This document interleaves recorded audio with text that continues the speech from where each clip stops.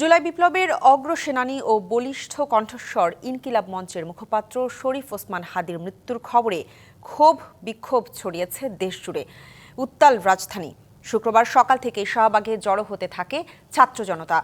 ওসমান হাদিকে হত্যার প্রতিবাদে বিক্ষোভ করছেন তারা। হত্যাকারীদের দ্রুত বিচারের আওতায় আনার দাবি করে তারা। এর আগে গেল রাতে ওসমান হাদির মৃত্যুর খবরে ক্ষোভ ছড়িয়ে পড়ে দেশজুড়ে। হাদির হত্যাকারীদের বিচারের আওতায় আনতে ব্যর্থ হওয়ায় এ সময় সরকারের সমালোচনা করেন আন্দোলনকারীরা। এদিকে বিক্ষুব্ধ ছাত্র জনতা ধানমন্ডি ৩২-এ জড়ো হয়। এ সময় তাদের ক্ষোভের প্রকাশ ঘটে।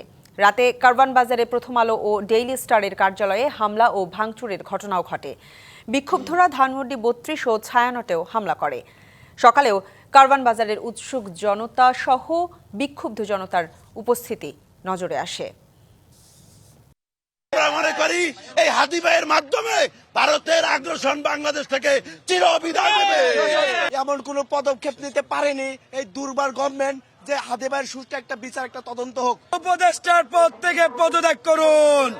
এই পদ আপনার জন্য না।